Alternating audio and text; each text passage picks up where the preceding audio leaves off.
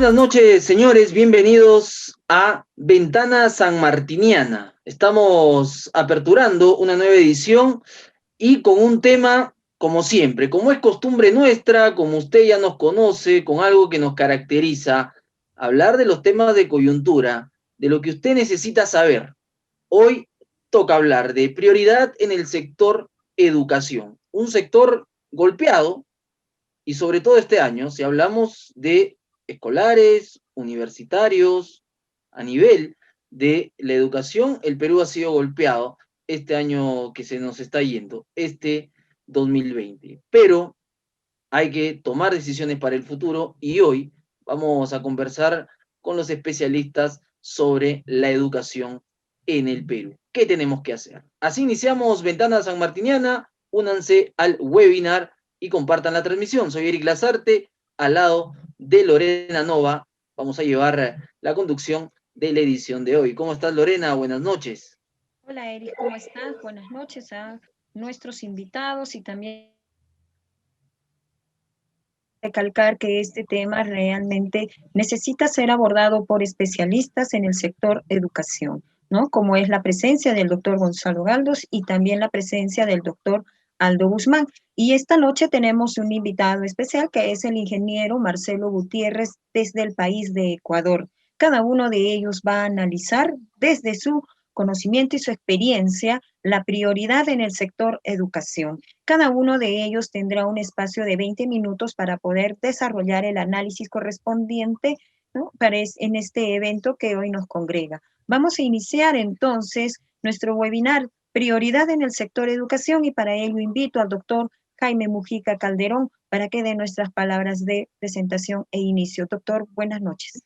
Bien, mi agradecimiento al doctor Gonzalo Galdos, al doctor Aldo Guzmán y al ingeniero Marcelo Gutiérrez, que de alguna manera yo creo que van a permitirnos tener luces por lo que viene, porque definitivamente creo que este año se ha caracterizado porque tuvimos un hecho totalmente imprevisto y que no solo remeció las estructuras de la sociedad, sino también ocasionó modificaciones muy radicales y lamentablemente creo que con esas modificaciones nos vamos a quedar. O sea que creo que la pandemia definitivamente no vino a visitarnos, vino a quedarse. Y entonces nosotros hemos estado siempre incidiendo en dos sectores fundamentales, que es el sector salud, donde por mala suerte o por causas que ya las analizamos en otro evento anterior, hemos sido uno de los países que ha tenido mayor letalidad, a pesar de que hemos sido uno de los primeros en iniciar medidas restrictivas con la gente, ¿no? En la economía creo que también después de tener un crecimiento sostenido de más de 20 años y la brecha de caída que tuvimos nos ha llevado realmente a un decrecimiento inesperado. Y otro de los problemas grandes es cómo realmente hacemos para reactivar la economía.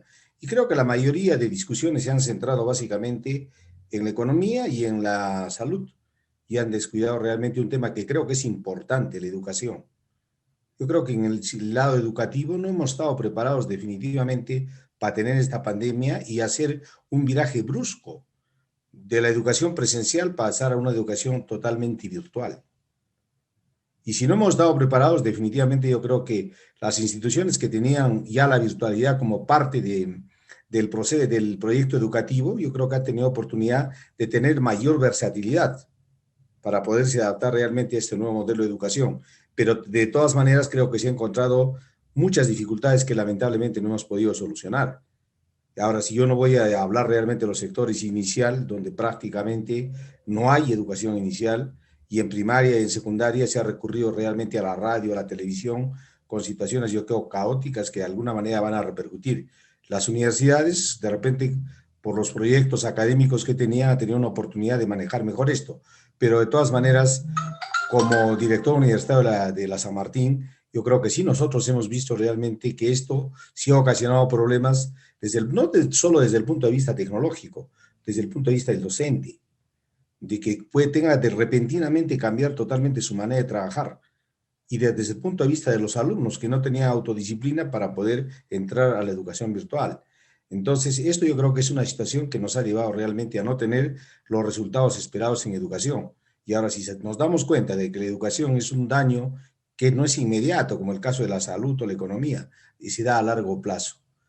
Entonces, para el próximo año, para mí la preocupación más grande que tenemos es cómo vamos a afrontar realmente el próximo año la educación, las universidades, los institutos, los colegios, en fin, es un reto que creo que tenemos que tener luces suficientes para poderlo manejar. Y sigo pensando realmente que no solo es un problema de tecnología, ni es un solo problema, el problema es realmente también de actitud frente al problema. Tenemos que tener una visión y un proyecto educativo que tenga la suficiente consistencia para poder recurrir. En algún evento estuvimos con Aldo y conversamos realmente todo lo que existe en tecnología. Definitivamente esta cuarta revolución industrial es la que le ha tocado vivir realmente a la educación. Y ahí estamos hablando de realidad virtual, de robótica, nanotecnología, definitivamente de cuántos factores que van a ser factores fundamentales dentro de nuestro nuevo modelo educativo que tenemos que asumir. Y definitivamente la presencia de Gonzalo, yo creo que es una de las personas realmente que ha hecho de la educación su motivo de vida, ¿no? Él siendo ingeniero realmente siempre se ocupó de la educación y siempre fue capaz de innovar y presentar alternativas para avanzar en la educación. Igual manera que Aldo, que es una persona, es un doctor en química, pero siempre como investigador ha estado realmente trabajando sobre lo que es realmente la educación y creo que nos va a dar un enfoque muy claro de lo que es las herramientas que a esta altura se podrían utilizar en la parte educativa, que lamentablemente, a pesar de tenerlas a disposición, no las podemos usar, ¿no?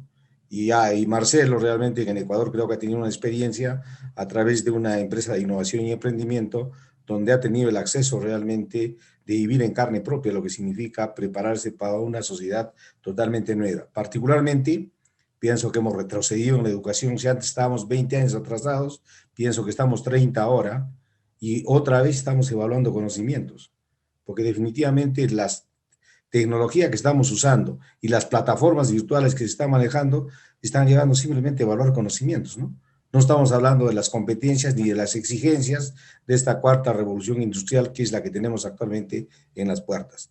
Así que es una noche muy especial porque de alguna manera es un tema que creo que a todos los tres personas que van a ser ponentes están totalmente comprometidas y han hecho parte de su vida el apoyar realmente al sector educativo, siempre tratando de encontrar la respuesta educativa que el momento necesita.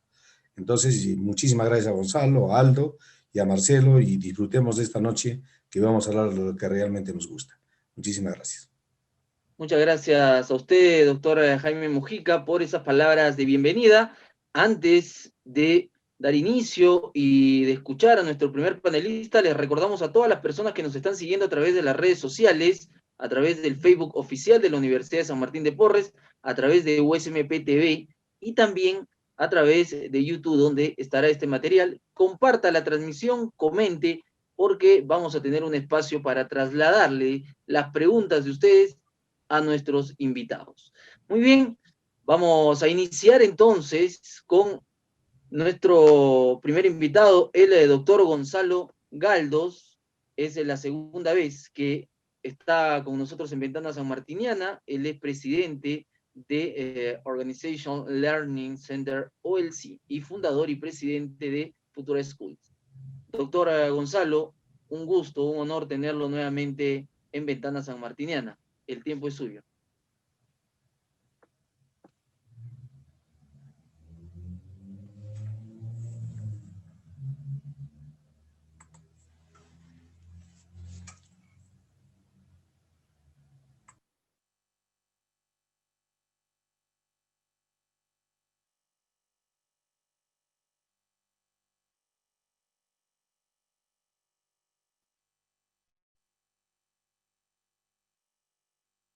Su micro, doctor Gonzalo.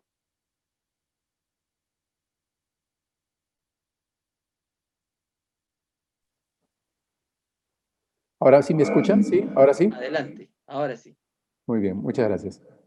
Un agradecimiento especial a Jaime Mujica por su invitación a esta ventana sanmartiniana por segunda vez para tocar los temas educativos. Un filósofo decía que la educación es la respuesta a todos nuestros problemas. Y aunque parecía exagerada esa respuesta, creo que después de lo que ha sucedido en América Latina en los últimos años y el déficit que tenemos de gobernabilidad, las precarias democracias y los problemas económicos, no cabe duda que si hubiéramos invertido más en educación y menos en hacer otro otro tipo de inversiones, quizá hubiéramos tenido una suerte distinta ahora como naciones emergentes. Pero bueno, eso no lo podemos solucionar. Y nos toca ahora hablar de lo que coyunturalmente significa elegir un conjunto de prioridades dentro de un sistema afectado por la reciente crisis política y que no va a tener mucho margen de maniobra porque son escasos 8 meses que va a tener la administración actual y el ministro Cuenca para poder mantener además un buen balance entre la cobertura y los logros de aprendizaje en un sistema que ya estaba bastante afectado por una serie de razones, incluyendo el proceso de licenciamiento. Entonces, quisiera, si ustedes me lo permiten, y en breves minutos, hacer una reflexión acerca de cómo es que llegamos aquí, porque es importante para fijar las prioridades que entendamos cuáles son los mecanismos mediante los cuales tenemos que tratar de entender el sistema educativo peruano de tal manera que por priorizar ciertas cosas o por imponer lo urgente a lo importante, no vaya a resultar que terminemos haciéndole más daño al sistema por tratar de estabilizarlo, ¿no?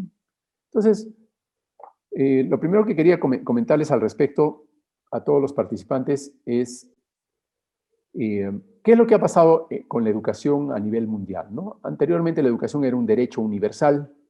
En algunas naciones en desarrollo, incluso la educación era un privilegio de una élite que por razones económicas o por razones de los escasos espacios de educación podían acceder a la misma. Y con el tiempo, lo que ha ido pasando es que las barreras se han ido superando, ha ido creciendo el sistema universitario, que es una de las instituciones más antiguas del país, del mundo en general, y ahora se ha convertido en un derecho universal. Entonces, es muy importante el entendimiento de que la educación es un derecho universal, porque no tenemos, por otro lado, ninguna manera de impedir que una familia, independientemente de su nivel socioeconómico, de su etnia, independientemente de la zona geográfica donde se desarrolla, se le puede negar la educación. Y los estados tienen que garantizar el acceso a ese derecho universal de todos los niños y los jóvenes. Y también ahora de los adultos, que es algo importante que vamos a mencionar. Muy bien.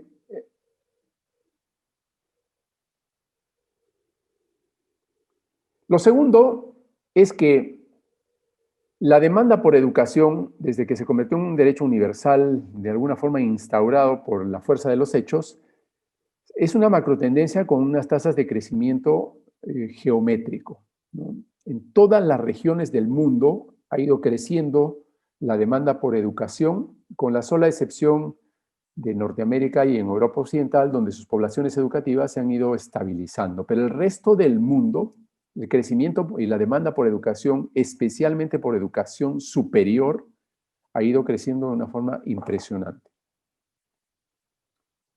En el Perú, debido al bono geográfico, el bono demográfico, debido al crecimiento urbano de la población, también debido al crecimiento demográfico en general y también debido al crecimiento económico que ha habido en los últimos años, ha crecido la demanda y seguirá creciendo la demanda. Entonces nos enfrentamos a un desafío de cómo atendemos ese crecimiento de la demanda. Porque lógicamente esta demanda está sensibilizada por factores económicos. Y esto es un punto importante que quería compartir con ustedes, en el sentido de que la crisis de las instituciones de educación públicas de los 80s y de los 90s impidió que el crecimiento de la demanda por educación fuera atendido por el Estado, que era siempre el principal proveedor de educación, y era una educación de alta calidad, y entró en una crisis violenta que llevó a no solamente afectar la calidad de la educación que proveía, sino también a afectar, y esto es mucho más relevante, a afectar el número de vacantes desde los colegios públicos hasta las universidades emblemáticas. Como consecuencia de esa crisis de atención de la demanda, el Estado no vio otra alternativa que abrir un espacio importante y con incluso incentivos a la iniciativa privada amparada por la Constitución para poder atender esa demanda creciente. Entonces, es importante entender que si bien es cierto, hoy estamos hablando muchísimo sobre la reforma educativa, la reforma universitaria, es importante recordar dónde proviene el exceso de oferta privada que se gestó a partir de los años 80. A medida que fueron coexistiendo los dos sistemas, el sistema privado y el sistema público, empezó una competencia que primero era muy sutil, después se fue haciendo una competencia mucho más abierta. Uno, por ejemplo, recuerdo claramente cuando salí del colegio, las dos grandes opciones que yo tenía para ingresar a la universidad pretendiendo estudiar ingeniería eran, claramente, o estudiaba en la Universidad Nacional de Ingeniería. Siendo arequipeño tenía que desplazarme a Lima porque no sentía la confianza todavía en las nacientes carreras de ingeniería de la UNSA. Y la otra opción era estudiar en la Católica. La gran diferencia era que la Católica era una universidad privada que tenía que pagar, mientras que la UNI era una universidad pública. Pero no había diferencias desde el punto de vista de calidad. Es más, yo creo que en esa época la mayoría de los que no ingresaban a las dos universidades por ingeniería terminaban prefiriendo la universidad, la UNI y no la Católica. Pero a medida que esta competencia ya no solamente se quedó en el plano de lo académico y empezó a extenderse al plano de modelos educativos, se empezó a generar una polarización muy peligrosa que hasta ahora nos tiene atrapados. Una polarización entre el modelo privado y el modelo público, donde ya el cuestionamiento no era solamente sobre el tema de calidad, de profesores, etcétera, sino se empezó a generar el hecho de cuestionar las pensiones, cuestionar el costo de una universidad privada, que lógicamente por esta demanda empezó a crecer y las pensiones empezaron a crecer y el número de universidades empezó a crecer, el número de institutos mucho más y el número de colegios privados aumentó también de una forma dramática. Pero lo que es cierto, y para conocimiento de todos los asistentes a este webinar, es que no existe un solo país en el mundo en que no coexistan los dos modelos. No solamente dos modelos, hay muchísimos modelos en los cuales hay desde universidades que investigan hasta universidades puramente docentes, y que en el caso del Perú son satanizadas. Creo que la desconexión que hemos tenido tan grande con un sistema universal o con un sistema de rankings o un sistema como el que promueve los sistemas de acreditación, eso nos ha hecho llegar a la conclusión que nuestro sistema es único y que los modelos deberían ser estandarizados, ¿no? En otras palabras, el Estado promueve un solo modelo de universidad, de instituto o de colegio, donde quiere imponer un currículum, quiere imponer una modalidad, una duración, etcétera. No quiero entrar ya en esos detalles. Y donde el sistema privado quiere tener un poco más de libertad para innovar, para renovar el portafolio de carreras, estar más acorde con la demanda, para promover diferentes modalidades dependiendo de la realidad del alumno, si trabaja, si no trabaja, si estudia a tiempo parcial, etc. Adaptaciones que nunca fueron muy populares dentro del sistema público porque la rigidez de un sistema burocrático poco flexible nunca les permitió ese tipo de adaptación a la demanda. Y luego viene un filtro que para mí es grotesco, por no decir patético, ¿no? En que cuando hablamos de reforma educativa, cuando hablamos de crisis de educación, cuando criticamos la calidad de las instituciones, si ustedes lo han notado, hasta el ministro que acaba de asumir el día de hoy en una entrevista en un medio de comunicación, se supone que una conductora que tiene mucho conocimiento del sector, fundamentalmente hablaban del sistema privado. En otras palabras, el sistema educativo peruano depende del bienestar o del malestar del sistema privado, porque aparentemente no existe un sistema público. Nadie habla del sistema público. Y cuando se habla, única y exclusivamente es para alabar sus logros, para alabar que también está Aprendo en Casa, o el progreso que han hecho las universidades en investigación, o el progreso que han hecho en adaptación, etcétera, pero nunca se hablan de los verdaderos problemas. Lo cierto, damas y caballeros, es que estamos enfrentando una de las crisis más grandes que hemos tenido en el sistema público, fundamentalmente en el sistema escolar, donde no podríamos decir que se ha cumplido con el mínimo de despliegue de la currícula durante el año 2020, donde la adaptación a la modalidad de aprendizaje remoto ha sido muy pobre, donde los índices de deserción, de abandono y de asistencia son muy preocupantes, y donde ni siquiera el incentivo para que los profesores reciban una remuneración un poco más alta en función de la asistencia de sus alumnos ha podido paliar el problema. Pero claro, resulta que los peruanos ya tenemos, no sé, debemos tener algún tipo de gen cruzado con avestruz, porque cada vez que tenemos un problema de magnitud, en lugar de ponerlo sobre la mesa y poner al elefante encima del escenario para poder estudiarlo, lo que hacemos es tratar de esconderlo, ¿no? Y a veces es tan patético como que pretender esconder un elefante detrás de una margarita, ¿no? Como decía un chiste. Y esto está pasando en este momento, que no estamos enfrentando una de las prioridades centrales que ya conversaremos más adelante. ¿Y cuál es el pretexto para no dirigir nuestra atención a los verdaderos problemas de la educación? El pretexto es que si tú estás en un colegio público o en una universidad pública y son gratuitos, en realidad no tienes nada de que quejarte, nada de que reclamar. Como si el hecho de ser gratuito y no tener costo fueran lo mismo. Es verdad que las universidades públicas y los colegios públicos son gratuitos, pero no es verdad que no sean costosos.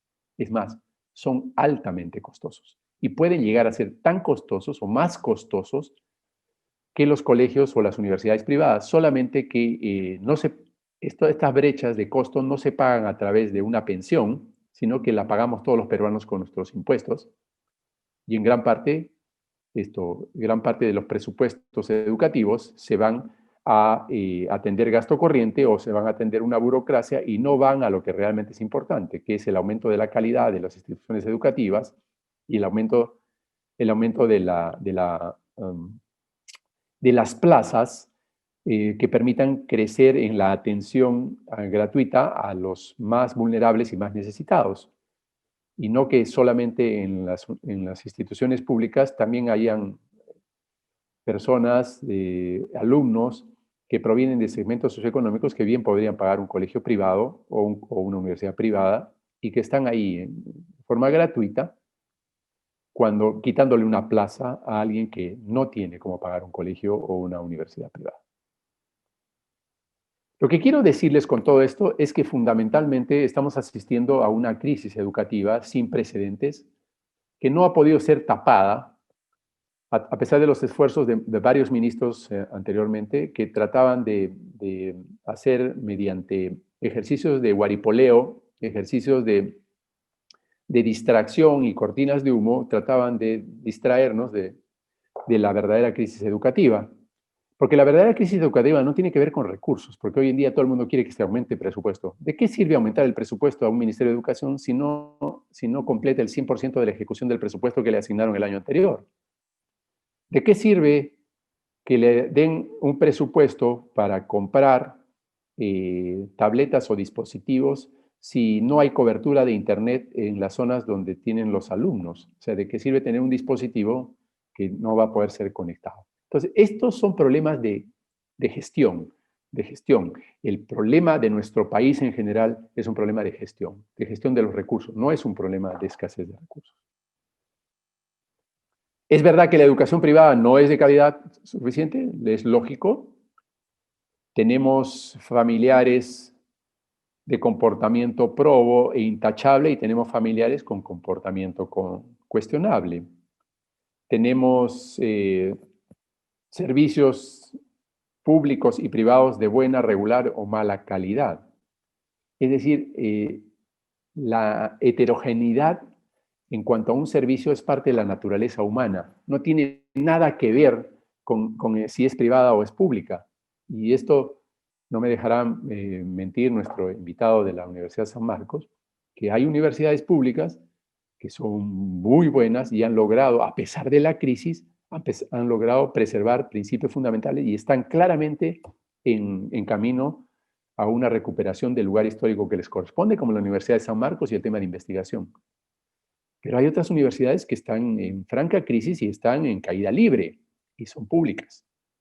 Entonces, los privados no inventamos el concepto de baja calidad. Los privados inventamos el concepto de alta calidad educativa en un momento que había una crisis pública. Así que tenemos mucho por qué sentirnos orgullosos y muy poco de qué arrepentirnos.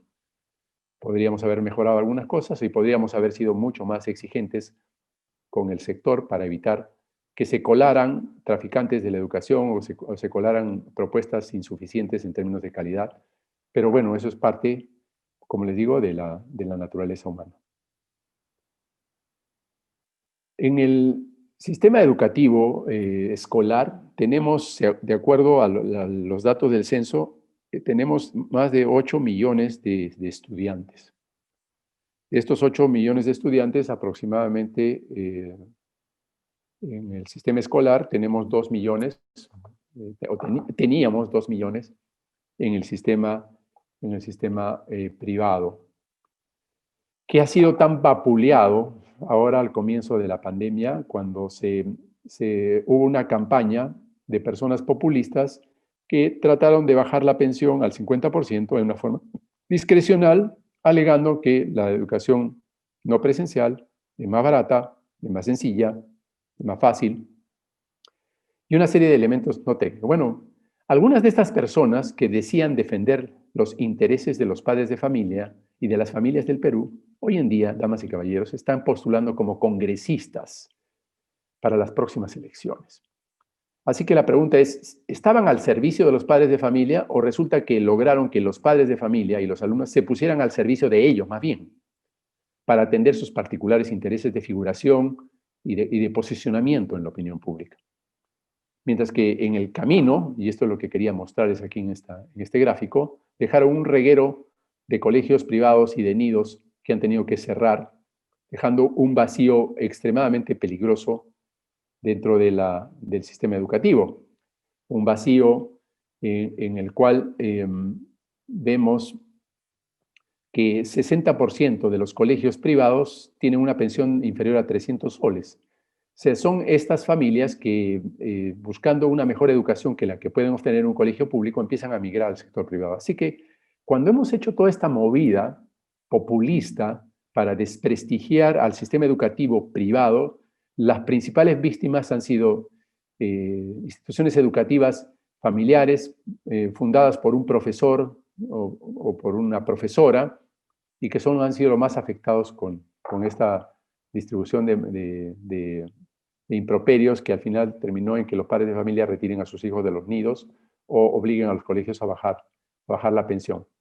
¿Qué se provocó con eso? 200.000 alumnos que migraron al sistema público y que lamentablemente después no han podido ser atendidos tampoco por el sistema público, porque claro, uno puede cambiar su hijo a un colegio público, pero si no hay un colegio público cerca de donde uno vive, pues resulta solamente una fantasía la gratuidad de la enseñanza, porque no hay cobertura actual, ¿no? Así que eso está pasando y es muy probable que el proselitismo siga en esa dirección. En el sistema, ya para entrar a la parte final de esta presentación, en el sistema superior la diferencia es que el sistema predominante es el privado. Si en el otro sistema hay 2 millones de alumnos del sistema privado y 6 millones del sistema público, aquí en el sistema de educación superior tenemos una población distinta, ¿no? Tenemos una población distinta donde predomina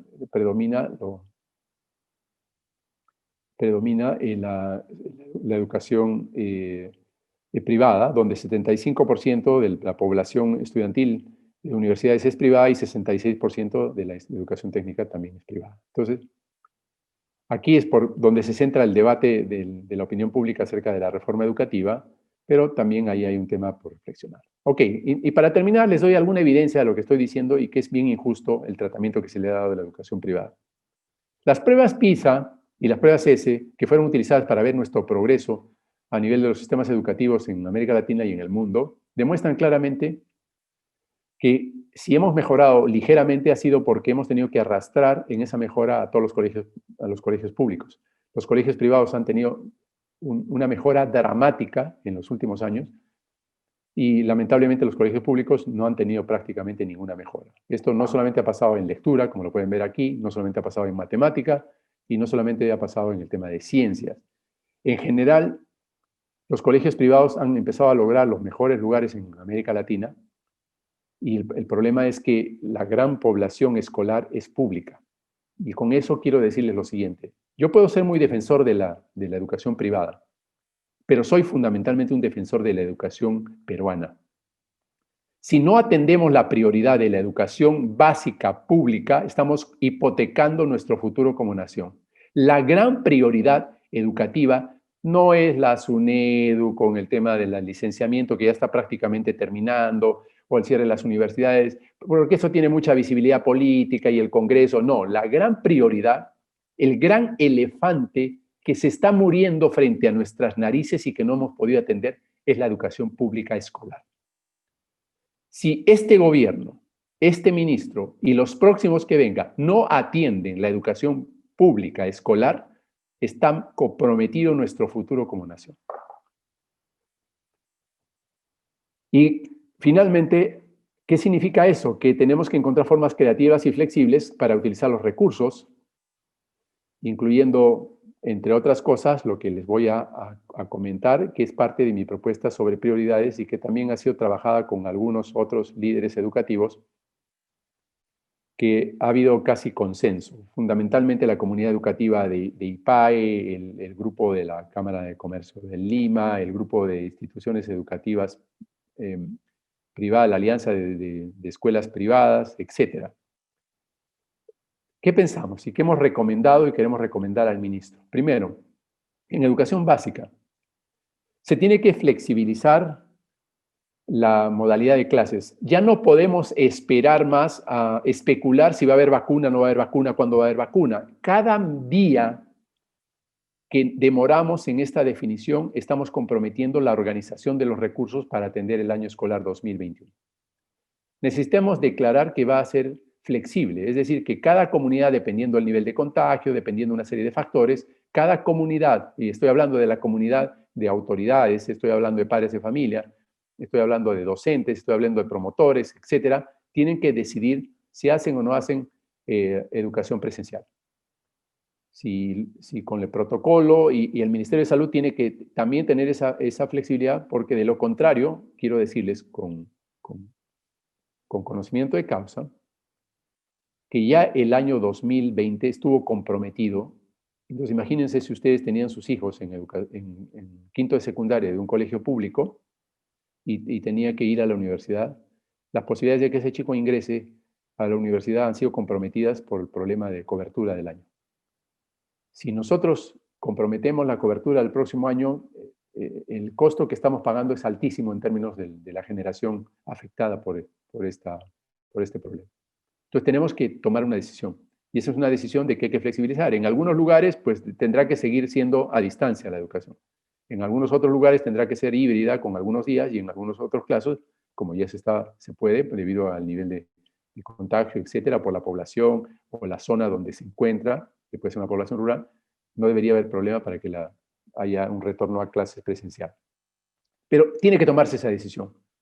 No se puede imponer una sola política en este tema porque sería tremendamente riesgoso y porque, como les dije, el Estado no está en condiciones de dar educación de calidad en forma remota. No está en condiciones. Que no lo quieran aceptar, que no lo quiera aceptar el ministro, que no lo quieran aceptar las autoridades, eso ya es otro tema, pero todos sabemos eso. ¿Qué les recomendamos también? Que se amplíe la cobertura de radio, de internet, porque sin eso los dispositivos que se han comprado no van a servir de nada. Que la plataforma de Aprendo en Casa no sea solamente un repositorio, y no sea un medio de educación de una sola vía, sino que sea un sistema de aprendizaje como corresponde, poco a poco más interactivo. Que los contenidos que se imparten en Aprendo en Casa no sean contenidos dictados en una forma centralizada por un burócrata que decide desde Lima qué se tiene que hacer en un lugar en Andahuaylas o qué se tiene que hacer en un lugar en Oxapampa. tiene que ser una decisión de los docentes, tiene que tener cierto nivel de libertad, y los docentes han respondido de una forma maravillosa durante la pandemia. Tiene que inducirse a los estudiantes a que tengan un trabajo mucho más autónomo y colaborativo, es decir, darles tareas, darles proyectos, darles dinámicas para que ellos interactúen de una forma como lo harían para un juego, como lo harían para un proceso recreativo, que lo hagan de esa manera, porque el aprendizaje autónomo y colaborativo está demostrado que en estas circunstancias es la forma más efectiva de asegurar determinados aprendizajes, incluyendo el tema de roles, el tema de valores y de comportamiento cívico. Hay que reforzar la currícula del año anterior y tiene que ser muy explícito cómo vamos a recuperar parte de lo que no se hizo durante este año, y que también las plataformas del ministerio sirvan y de Aprendo en Casa sirvan no solamente para los alumnos, sino para un espacio para los padres. Los padres han sido muy afectados, los padres están confundidos, no saben qué rol desempeñar con los chicos en casa, y tienen que también tener un espacio de capacitación para que su rol sea el adecuado, no sea un rol subsidiario ni de profesor sustituto, sino un rol de acompañamiento. Y lo mismo para los docentes que necesitan adaptarse a esta etapa de educación remota. Y finalmente la integración de TV, radio y web en una sola plataforma, que eso tendrá que esperar, me imagino, todavía algún tiempo. No creo que seamos capaces de poder hacerlo. Hay que fortalecer la capacidad de los docentes, no hay duda, ese es un tema. En educación técnica, menos prioridades, una moratoria, hay un exceso de oferta de educación técnica. El Viceministerio de Educación Superior es necesario para un ordenamiento. Promover las alianzas y clústeres entre instituciones para utilizar mejor la capacidad instalada y articular el sistema de educación básica con el universitario y el técnico en salidas laterales y en procesos progresivos de certificación. Y destrabar el proceso de licenciamiento. No es posible que hayan carreras técnicas o procesos de licencias que están demorando pues años, ¿no? Esto es inviable, está solamente creando una crisis en el sistema mayor y de un abandono y deserción de más de 200.000 alumnos en el sistema técnico. Y finalmente, y con eso termino, la educación universitaria, el fortalecer las universidades emblemáticas para que puedan tener más vacantes y ofrezcan un mayor ingreso en número a la demanda creciente, fortalecer el sistema de acreditación y definir la modalidad de una vez para el primer semestre. También tenemos que comprometernos con definición de una modalidad. No podemos esperar más porque se necesita tiempo de planeamiento. Unos ajustes menores a la ley universitaria que tienen que ver con cosas muy pequeñas que no voy a tocar en este momento, y luego controlar el gigantismo y la burocratización de SUNEDU, que no ha terminado todavía la primera etapa del licenciamiento y ya se vencieron las licencias de las primeras universidades que licenció. Así que imagínense, y ahora hay paquetes de programas, etcétera, que no se están facilitando única y exclusivamente porque se está convirtiendo en un organismo burocrático que es de sanciones y de controlista, cuando el licenciamiento debería haber sido mucho más sencillo, mucho más rápido y contundente, como fue en el caso de Ecuador. Y nada más, estas son lo que quería compartir con ustedes el día de hoy. Muchas gracias. Gracias a usted, doctor Gonzalo Galdos, por el análisis correspondiente respecto al tema prioridades en el sector educación. Vamos a continuar también con uno de nuestros invitados, que es el doctor Aldo Guzmán Duxtan. Él es investigador y es docente de la Universidad Nacional Mayor de San Marcos. Doctor Guzmán, buenas noches y agradecemos su presencia en esta noche. Muy buenas noches. Agradezco la invitación al doctor Jaime Mujica, al maestro Gonzalo Galdos, a Eric Lazarte, a Lorena Nova, como está en participación, a Daniel Lozada y a Marcelo Andrés Gutiérrez. Desde el punto de vista de la universidad, coincido bastante con todo lo que ha manifestado el maestro Gonzalo Galdos. Estas aplicaciones tecnológicas no garantizan mucho el desarrollo educativo. Yo lo veo desde el punto de vista de la universidad. Tenemos muchas cosas que cambiar y lastimosamente no se ha venido desarrollando y drásticamente ha habido un cambio fortuito en la enseñanza. Lo voy a dar rápidamente cómo sería una visión desde el punto de vista de lo que nosotros hemos trabajado en la universidad, no desde ahora, sino desde antes. Rápidamente no significa que voy a explicar áreas de ciencia, ¿no? Sino aplicaciones que existen en el mercado y que a veces no se conceptualizan en global. Entonces, acá le estoy poniendo más o menos, hay ciertos portales de acceso que todo el mundo conoce. Yo quería hacerlo un poco más dinámico porque estamos en una plataforma, obviamente, online, y esto lo pueden ustedes servir. Esto no es una cuestión de venta de software, de nada. Hay diferentes tipos de software de aplicaciones en plataformas que nos permiten entrar en el arte de biología, química, física e incluso simulaciones en colegio, que tenemos laboratorios virtuales. Y aquí el único problema que no podemos acceder es netamente por el tipo de arquitectura que se usan o el tipo de aplicaciones. Yo tengo acá una habilitada, que es una introducción a lo que es la bioinformática. Es una de las herramientas más potenciales a la fecha utilizada. Justamente en la época de pandemia esto se ha expandido a 1000 veces, ¿no? En lo cual yo lo encuentro una realidad virtual y puedo ingresar. Comparto una estancia de continuidad en la cual yo puedo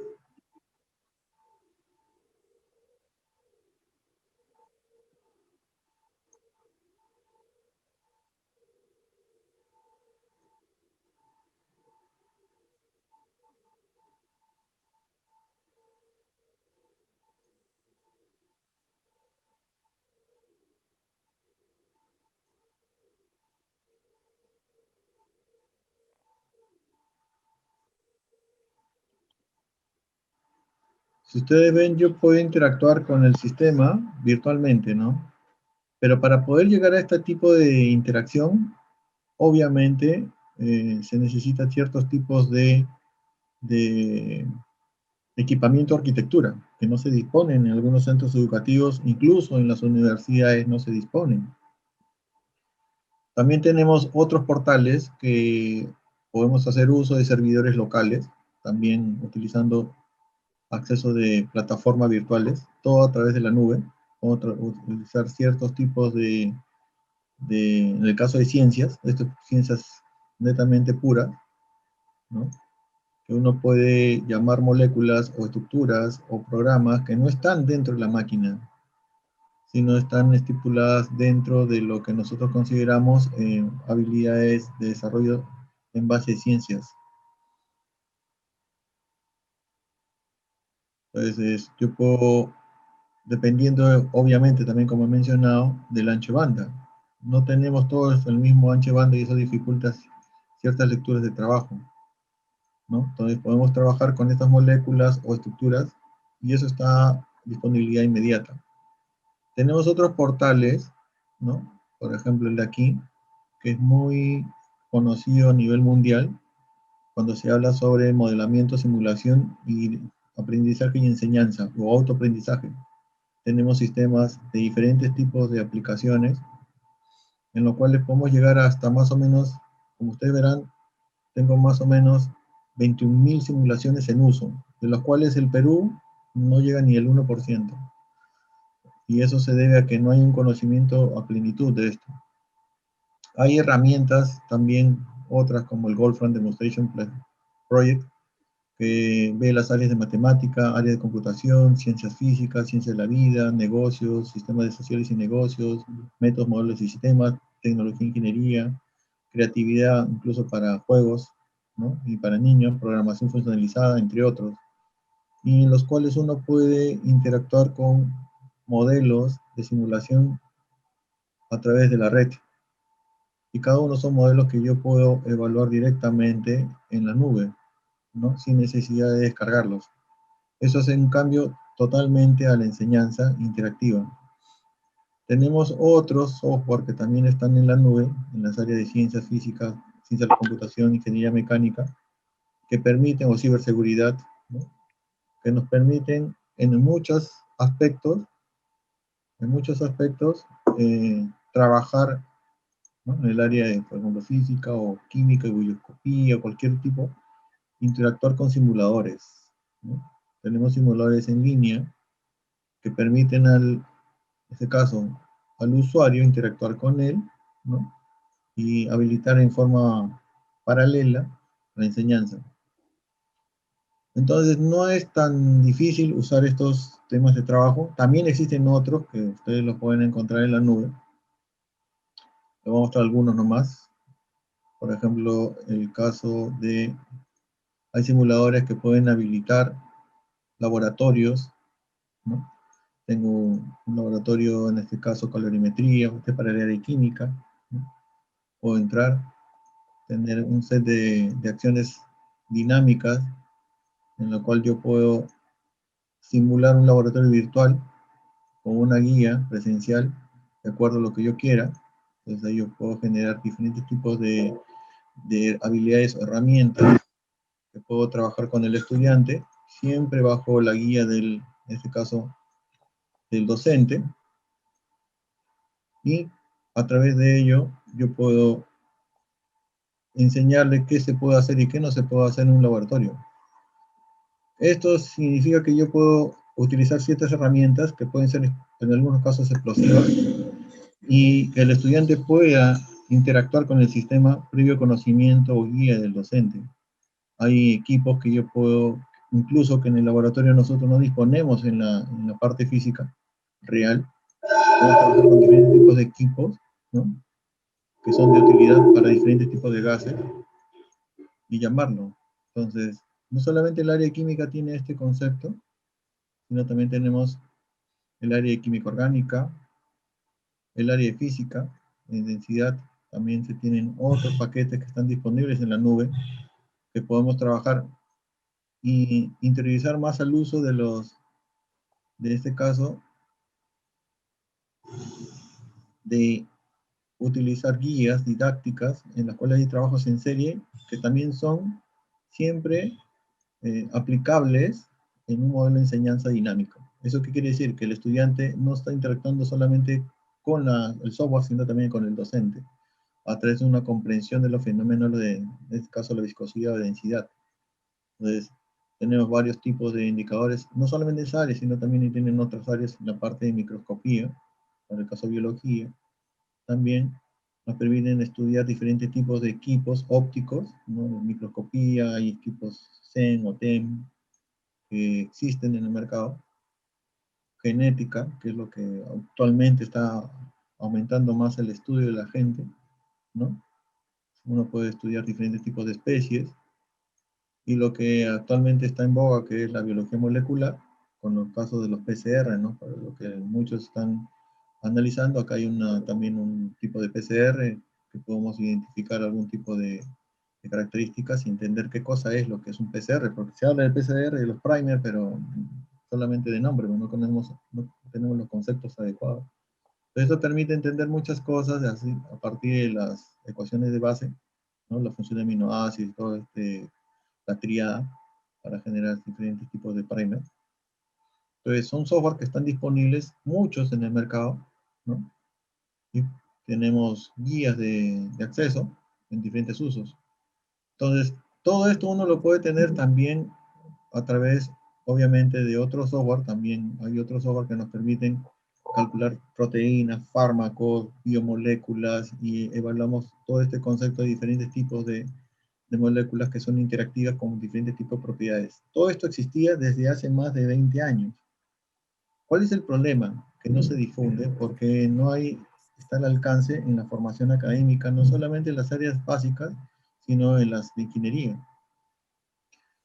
Hay software que nosotros trabajamos a nivel de modelamiento molecular, como este portal, ¿no? Que es una comunidad que trabaja en la pandemia. Ha aumentado más el trabajo en el uso de la pandemia y la contribución a este proyecto. Entonces, lo que se está trabajando en lo que hablan ustedes de los conceptos de genómica, ¿no? Actualmente esta comunidad GRID produce diferentes tipos de fármacos que están actualmente,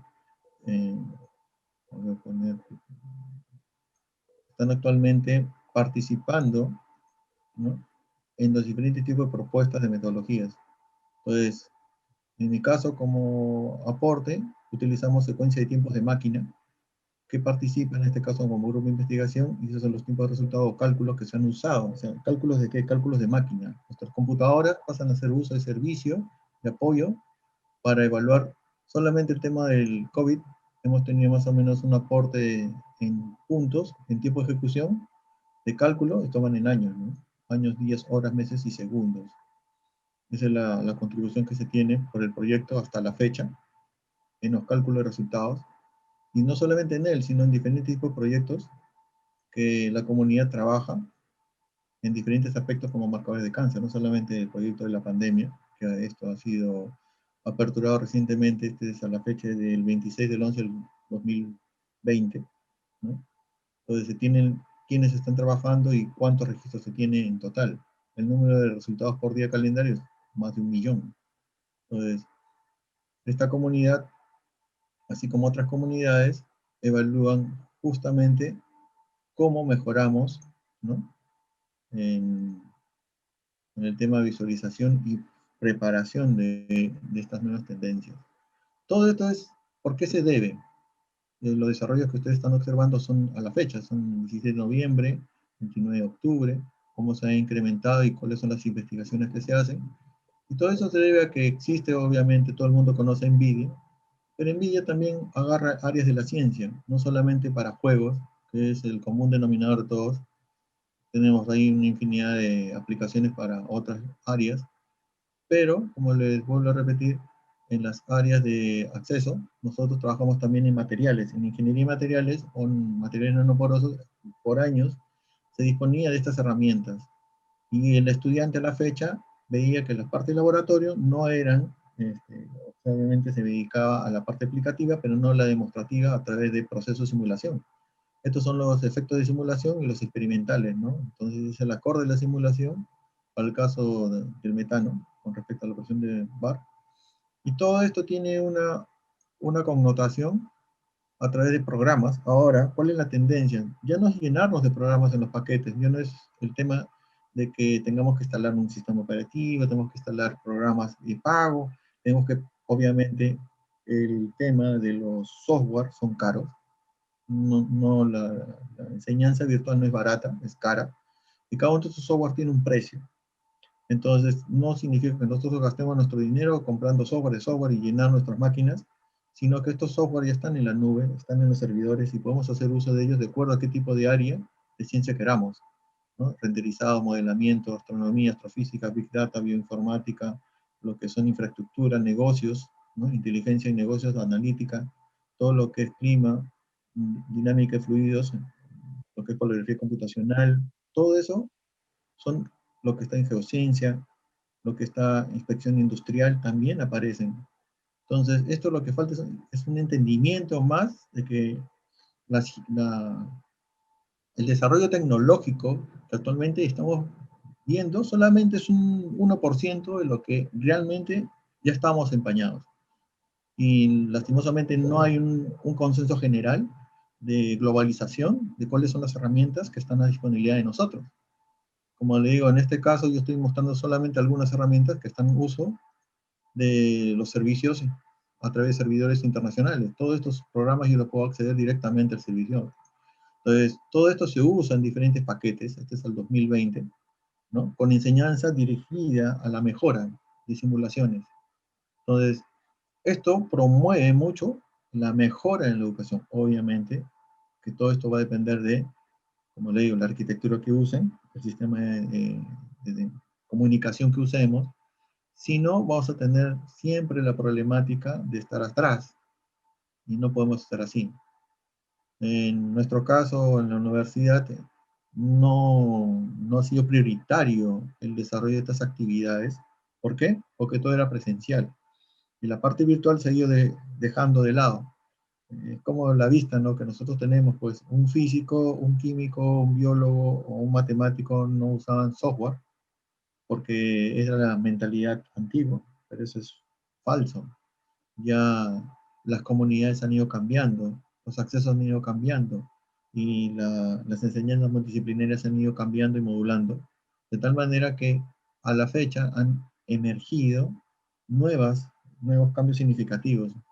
Y uno es, como por ejemplo, la química informática o la bioinformática, que ahora hay especialistas, pero en el país no hay ese desarrollo potencial.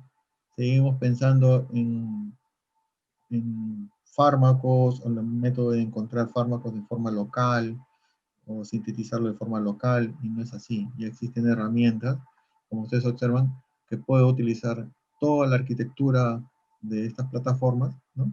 E incluso software libre que existe en el mercado, y con plataformas de acceso a enseñanza virtual también existen.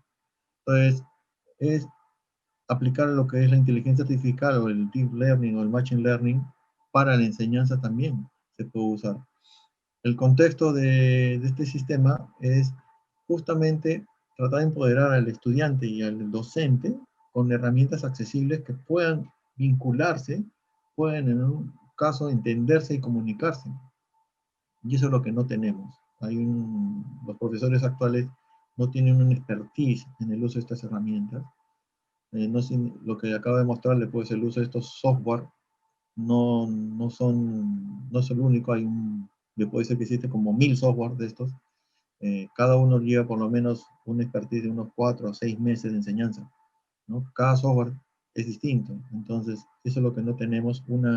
Es una herramienta más para la enseñanza y una mejora de los entendimientos para poder con ello lograr un desarrollo escalonado hacia lo que yo quiero vincular a los nuevos profesionales en las áreas de ciencias. ¿Qué es lo que estoy buscando? ¿No? Entonces, como lo vuelvo a repetir, existen una infinidad de portales que podemos usar. En este momento puedo llenarle de 1000 portales que puedo acceder. Ahora, de todos esos portales, ¿no? Solamente con el tema de NanoHub. NanoHub es una fuente de información, como estamos en la era nanotecnológica, muchos ven el tema en nanosistemas o nanomateriales, entonces podemos tranquilamente ver cuál es el desarrollo de vinculación de esos nanomateriales en conceptos, qué cosa puedo yo aplicar en el país, qué existe en el país, ¿no? Y qué puedo yo desarrollar.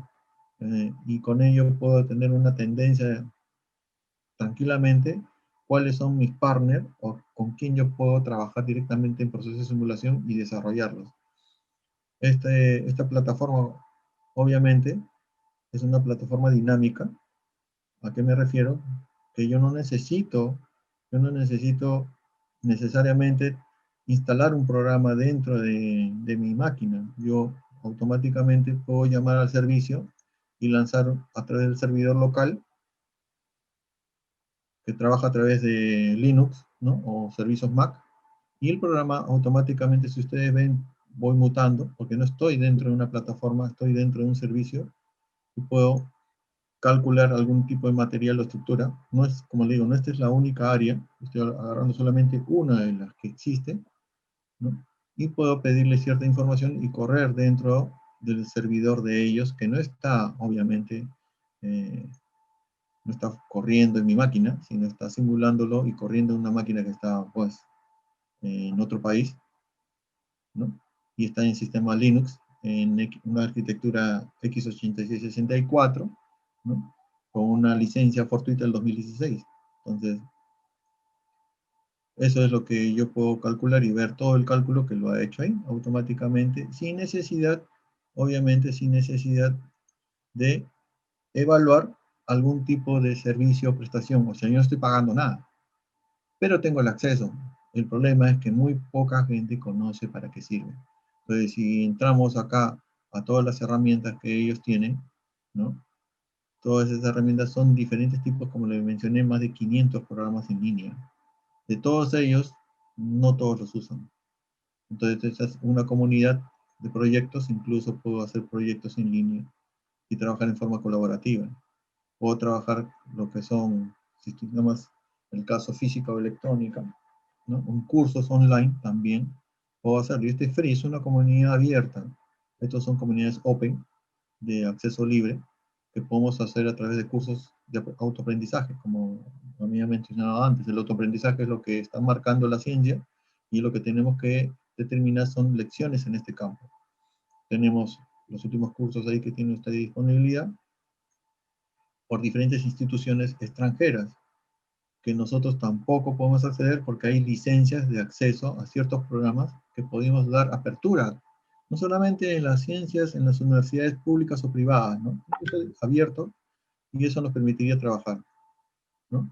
Entonces, acá se trata más bien de dar todas las accesibilidades disponibles para poder trabajarlo, ¿no? Directamente. Hay otros, por ejemplo, que ya es muy conocido, el Discord, ¿no? Discord Es un tema de un paquete conociendo a los estudiantes muy poco, pero que ustedes pueden utilizarlo y generar comunidades, ¿no? En el caso que yo tengo una comunidad de servicio, muchos lo usan para los videojuegos, pero también lo podemos usar como una comunidad de enseñanza.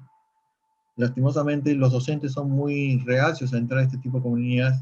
¿Por qué? Porque piensan que solamente son videojuegos y no ven que dentro de Discord existe toda una comunidad interactiva donde uno está actuando o interactuando con diferentes tipos de portales y yo voy interactuando en ese mundo para integrarnos directamente en cuál es el pensamiento y cuál es lo que yo deseo canalizar en el estudiante. No solamente Discord, no existen otros paquetes, ¿no? Que yo puedo usar como herramientas de enseñanza. Bueno, esa es más o menos la impresión que a grosso modo les he mostrado.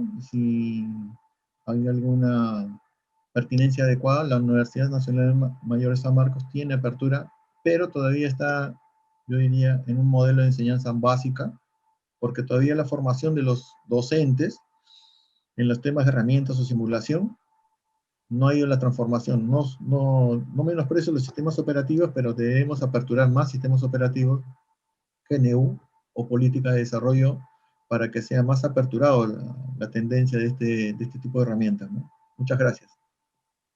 Muchas gracias a usted, doctor Aldo Guzmán, por su presentación. Le recordamos nuevamente a las personas que nos están acompañando a través de la transmisión en vivo en el Facebook, en las cuentas oficiales de la universidad. Les recordamos que pueden dejar sus preguntas y también saludamos a las personas que nos están acompañando en la transmisión por Zoom. También pueden dejar sus preguntas que vamos a tener un espacio para transmitírselas a nuestros panelistas. Continuamos y nuestro tercer panelista para esta noche es el ingeniero Marcelo Gutiérrez. Él es presidente ejecutivo de CEIPLA Ecuador. Del norte nos acompaña entonces el ingeniero Marcelo Gutiérrez. Ingeniero Marcelo, bienvenido a Arequipa, que es de donde está difundido nuestro programa Ventana Sanmartiniana, y bienvenido al Perú. El tiempo es suyo. Muchísimas gracias, estimado Eric. Una felicitación a mis antecesores, estimado Gonzalo, estimado Aldo. Muchísimas gracias por una explicación exquisita, muy profunda y muy certera en estos momentos.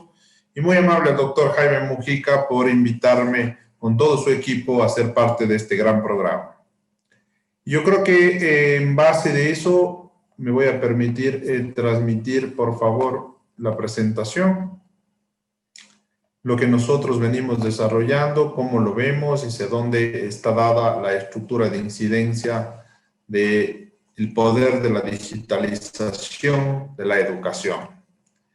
Parto de indicadores económicos ya que el sistema económico está ligado al sistema educativo, y hacemos solo una verificación rápida de cómo se ha dado el consumo y la estructura de indicadores desde el sector productivo hacia los indicadores del sector estructural y los pronósticos. Tenemos nosotros ambientes que han ido dándose desde un tema 2018-19 en un ad valor mayor al 1%, ahora 2020 un ad valor a más del 2%, el volumen de consumo ha aumentado del 2% al 8%, el gasto por acto estamos en un menos 4%, este rato posiblemente cerramos el año en un menos 6%, la estructura de frecuencia está en un positivo año 2019 en un más 3%, la estructura de frecuencia en el año 2020 estamos en un más 5%, y algo muy importante, la estructura de adquisición sobre el precio de valor de las unidades sobre el sistema económico que nosotros tenemos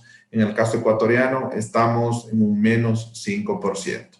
El pronóstico es una estructura de recesión, estamos ya atravesando por redes y sistemas económicos que nos generan ya una búsqueda de ahorro, y yo creo que con esta breve introducción de la estrategia económica versus el sector educativo y la empatía entre la educación y el sector económico a nivel de Latinoamérica tiene que también verse desde ese enfoque. ¿Qué está sucediendo con la economía global? La economía global este rato está perdiendo $2 trillones. Cada una de las estructuras por cada uno de los años que vamos a pasar por COVID, posiblemente una proyección sucesiva.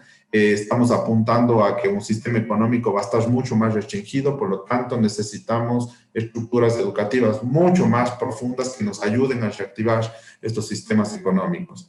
Tenemos ya una oleada en uno de los países latinoamericanos en donde ha vivido una crisis sanitaria, una crisis económica y ya empezamos a vivir aquella crisis educativa. Aquella crisis educativa que comparto 100% lo que decían mis antecesores, está muy ligada a cómo nosotros generamos una brecha para seguir adelante. Caso contrario, vamos a tener únicamente una brecha, pero no vamos a tener, esta brecha va a venir acompañada de un hueco que no nos va a permitir económicamente salir adelante a nuestros países. Y aquí nos enfocamos ya en el tema de la educación 4.0 versus las prioridades que tiene la educación actual, que es lo que nosotros hemos venido haciendo aquí en el país, enfocando a los niveles, a los distintos niveles de educación, desde la educación primaria, secundaria, tercer nivel, e inclusive el tema de la educación de la seguridad nacional. Aquí es importante hacernos esta gran pregunta. La gran pregunta es, ¿dónde vamos a encontrar estas coincidencias? ¿Cuáles son las verdaderas prioridades que tiene que tener la educación 4.0 y la educación actual, ya que estamos viviendo un proceso de pandemia, basados en un sistema productivo que está cada vez más congestionado y un sistema económico colapsado? Entonces yo creo que empezamos a verle ya a la educación desde aquellos proyectos basados en el desarrollo de talentos, en la búsqueda de metodologías. Y aquí es muy importante que nosotros recalquemos y evaluemos y empezamos a dimensionar las prioridades de la educación desde el punto de vista de qué es lo que nosotros tenemos. Aquí empezamos a hablar de las primeras estrategias, que es el fomento del talento del emprendedor. ¿Cómo empezamos a generar este primer nivel que ya Aldo nos acaba también de mostrar, cómo se va dando a niveles de escalabilidad e inclusive llegando a niveles de aprendizaje mediante educación basada en la toma de decisiones de una Big Data, que el momento del talento del emprendedor, en este caso docente o estudiante, cómo desarrollamos estas destrezas y cómo estas destrezas van encaminadas hacia el uso también y la formación. El fomento de las vocaciones de los sistemas tecnológicos de empatía y de estructura moderna y el sistema de competencias digitales aliado a la revolución industrial 4.0. Ya Aldo nos acaba de mostrar básicamente a qué nos estamos enfrentando y también hay procesos en los cuales todavía no existe una alfabetización digital de la industria 4.0. El sistema de vocaciones STEM es uno de ellos, que es justamente cómo empezamos a generar estas habilidades, estas destrezas en los docentes desde educación primaria, secundaria, tercer nivel y cuarto nivel, para los sistemas de aprendizaje motores que están alineados a la revolución industrial 4.0. Algunas competencias y algunos sistemas educativos y algunas carreras los vamos a poder hacer y otros no los vamos a poder hacer, como es el caso de la medicina, en donde quizás necesitamos en ciertas estructuras de aprendizaje muy puntuales el contacto directo con la verificación de un paciente, de sintomatologías y también empezar a generar esta estructura de data. La estructura de data viene acompañada del manejo, modelaje y la instrumentación que se va a dar en una nueva revolución industrial del aprendizaje. Se habla de un EduTech, un sistema de educación que va a la par con la tecnología, y ya empezamos a hablar inclusive de incorporar procesos de innovación, de desarrollo y de investigación con el sector tecnológico. Dado es el caso que la Universidad de Michigan y la Universidad de Atlanta ya tienen el primer sistema tecnológico de nanoestructuras basado en tecnologías de la información y basado en algoritmos matemáticos que nos cuánta atención tiene un alumno en el momento que está cruzando la curva de desarrollo del día, en base a sus horas, en base a su estacionalidad, en base al clima, en base a las características específicas de su territorio. Entonces, ahí vamos generando justamente, gracias al profesor Joyce Bank, quien está a cargo de este de esta verificación, en donde se va ya midiendo causales territoriales versus el aprendizaje, el momento de atención y la curva de cansancio en el día. Y ahí podemos ya ir viendo cómo estas herramientas de implementación están a priori en el sistema de educación 4.0.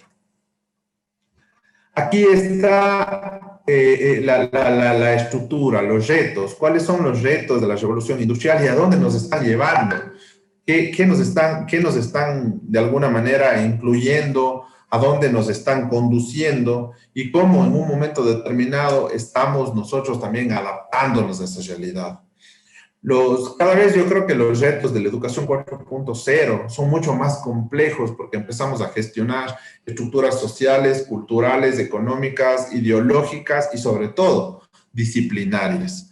Las prácticas sociales y culturales de los centros educativos, universitarios y de administraciones públicas son inmediatas, basadas en políticas claras, estructurales, sobre todo sobre cada uno de los docentes, ya que la formación del docente y de los equipos directivos son el cordón umbilical que nos va a ayudar en el cambio.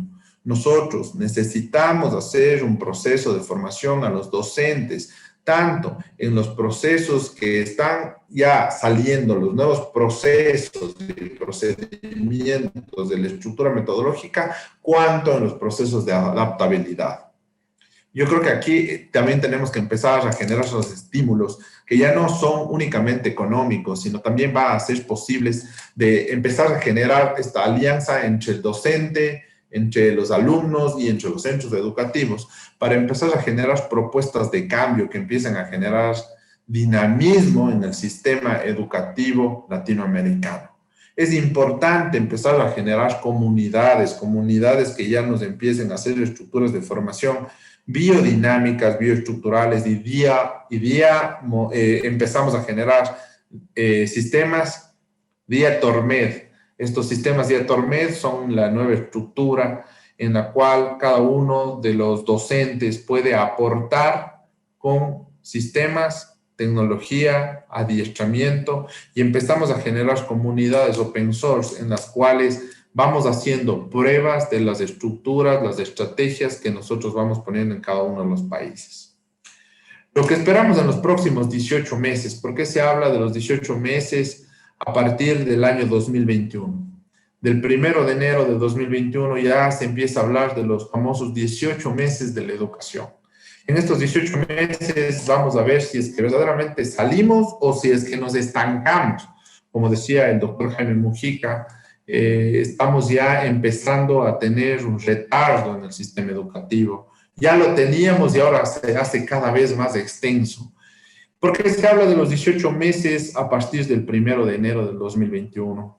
Primero, porque posibilidades ya existen de una estructura de vacuna, luego después viene acompañado ya de todo un proceso económico, las bolsas de valores, tanto de los Estados Unidos como de China y de los países europeos ya empiezan a hablar de una reactivación al menos consecuente, no total, pero una estructuración ya consecuente del sistema económico que nos va a llevar a nuevos retos. Las industrias van a necesitar nuevos profesionales. Ya se habla de una educación dual 24/7, 365 con procesos de formación virtual en los cuales debemos estar preparados para poder atender los nuevos sistemas económicos de robótica que se van a instaurar en cada uno de los sistemas productivos. Y sobre todo, ¿cuál va a ser el papel del docente? Y quiero ser muy enfático en esto, porque las universidades están cumpliendo con éxito el papel del formador, es lo que deberíamos preguntarnos. El papel del formador parte de la estructura del docente. Y a partir de eso, ¿cómo empezamos a apoyar un trabajo científico, el cual nos obligue a que cada uno de nuestros docentes esté proporcionando una formación de calidad y sobre todo tenga una estructura de conocimiento de multidisciplina, generando capacidades para adaptarse al entorno científico, laboral y sobre todo que pueda hacer procesos de intercambio. Es importante cómo empezamos a generar estos procesos de intercambio desde nuestro plantel docente en cada uno de nuestros países y de cómo empezamos un proceso de educomunicación, de alfabetización y de secuencia a partir de el 1 de enero del 2021, cada uno de los países va a empezar en una competencia, una carrera, en donde vamos a empezar a ver cuáles son los países que están próximos, los que están quedados y los que de alguna manera empezaron a tener esta proyección. Y aquí viene el modelo, ¿no? Y aquí me detengo un momento, porque este es el modelo de aprendizaje que se está planteando, en el cual debemos empezar a tener una estrategia, una estructura, un equipo y sobre todo acciones consecuentes. El modelo es un modelo didáctico en el cual empezamos a hacer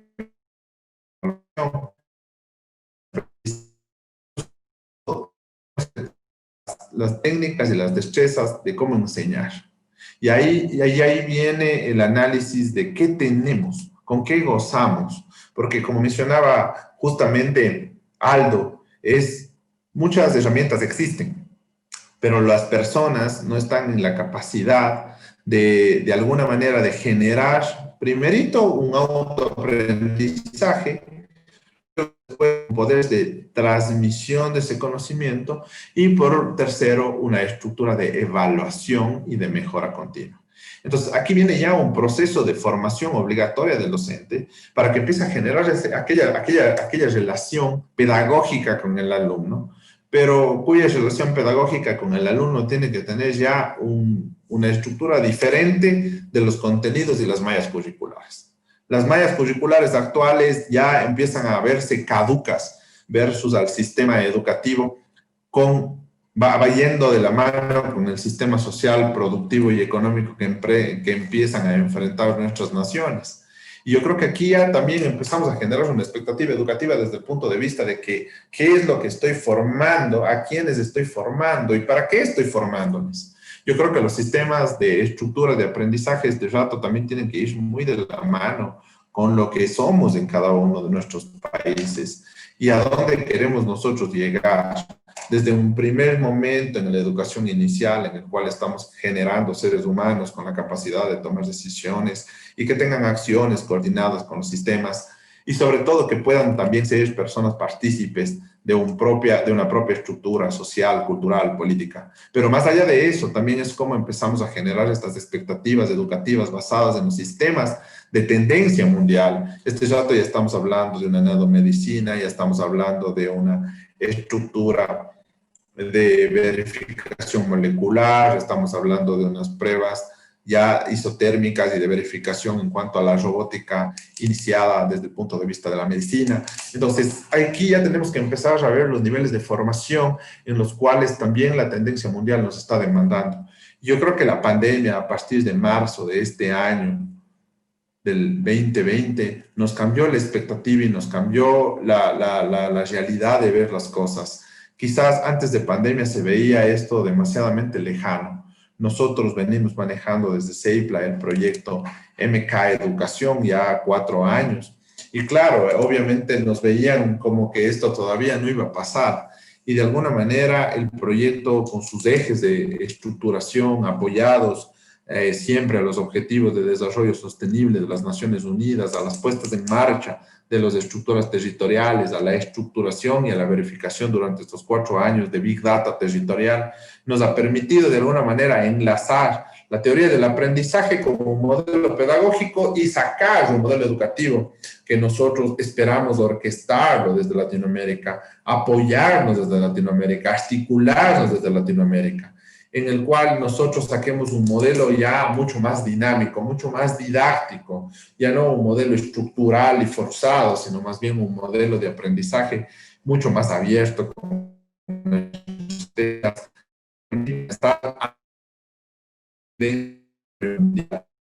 Yo creo que aquí también vale la pena mencionar cómo se ha ido dando las estructuras y los mecanismos de responsabilidad del aprendizaje. Se han ido dando muchas veces por fases que no han sido desde los países cumplidas, no han sido dadas de alguna manera con el énfasis que tienen dadas desde la estructura de sus presupuestos, la generación de políticas públicas, la estructuración de la educación privada, siempre de la mano con una estructura de mejor aprendizaje, segregando quizás una estructura de aprendizaje de la educación pública, la falta de recursos.